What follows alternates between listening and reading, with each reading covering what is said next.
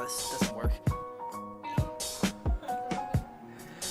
Good morning, Trojans. Today's date is Wednesday, March 7th, and it is an A-Day. The quote of the day today comes from William Butler Yeats. Stop.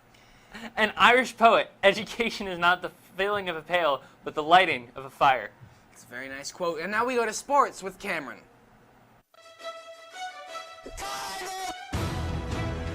Oh my goodness!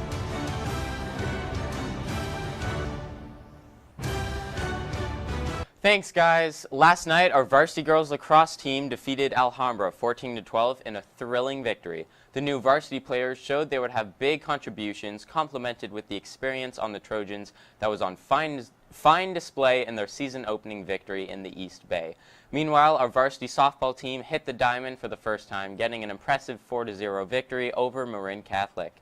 The Trojans impressively scraped across runs against an elite pitcher, including a Chandler Mavis bomb, while Mandy Okefe was dominant from the mound in a complete game shutout at the Trojan Diamond. Meanwhile, the varsity baseball team blew a lead and the game was called due to darkness after 8 innings at 5 apiece.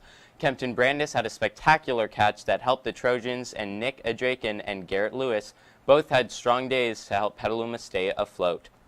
The game will be concluded at a date to be announced. Meanwhile, after the varsity girls basketball team's final game, an NCS loss to Casa, we talked with Captain Nicole Costa. Tough game tonight. What do you think was the difference in the end? They were just making shots. Our first half, our shots just weren't going in, but we had good looks, so pretty much came down to shots. And Jane and Chris, maybe the leader on offense really runs through, wasn't able to play today with their injury on Friday. How big of an impact was that for you guys? It's definitely pretty big. It hit the team pretty hard, but you know, when a player goes down, you just got to make up for it. You can't dwell on it. And even though the loss, this was a packed gym, large student section, how fun was this, and how much was it a coronation of all your hard work to get this really huge game? It was definitely fun, you know, ending our season with Costa, because I've played with some of these girls when I was little, so it's definitely fun playing against them for my last game. And finally, you've done this all season again tonight. You had some spectacular blocks. Where do you get that intuition and sense to just be able to swat away shots like it's nothing? I can definitely jump pretty high, so I think as soon as I see them look up and take their form, I go for it and hope they shoot.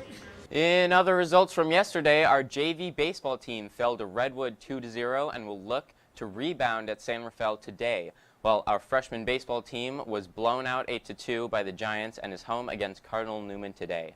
Finally, the co-ed badminton team, lost to rival Annalee in their season opener. That's all for sports, so let's head back to the anchor desk.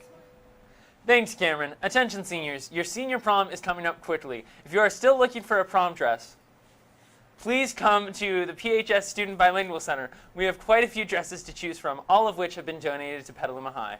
These dresses are available until March 21st, after which we will be donating them to the Princess Project, which is being held at the Petaluma Outlet Mall March 24th and 25th.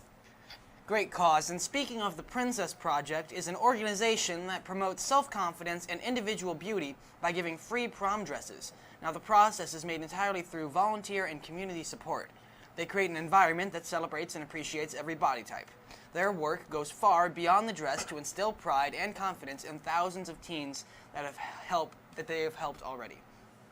HOSA is selling #NeverAgain t-shirts in F13. Pre-order yours today for just $10. The sales will benefit the efforts of Majority Stoneman Douglas High School students in ending school gun violence. Show your support. And Circle of Friends meets today in E1 during lunch. Bring your lunch and meet some new friends.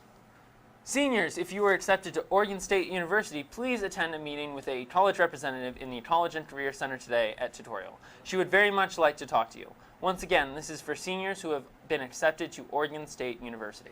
And there is a mandatory lunch meeting today in A2 for all students enrolled in journalism for next year.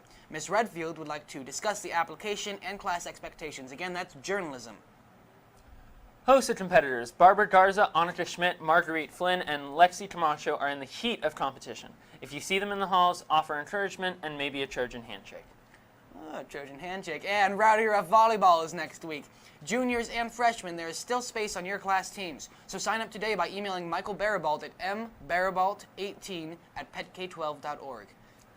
Seniors, Jostens will be on campus today in the quad during tutorial to deliver graduation announcement orders. This delivery will not include cap and gowns, as those will be delivered later in May. And next year's honors chemistry students must meet at lunch this Friday in F16 to fill out applications. This is required so we can determine the number of sections needed. Now please attend in room F16 or see Miss Boyes in advance. If she does not hear from you, she will assume you're not interested in the class, which would be sad as she would miss you. Our Petaluma Drumline has done great work these past 2 weeks. In their first competition, they won first place in their division, and last weekend they moved up a division due to their stellar performance and won a second place. We wish them luck as they continue to stay in the top 3 in their competitions. Very proud of them. And now we have a video showcasing the brand new Ellison Field. Roll it.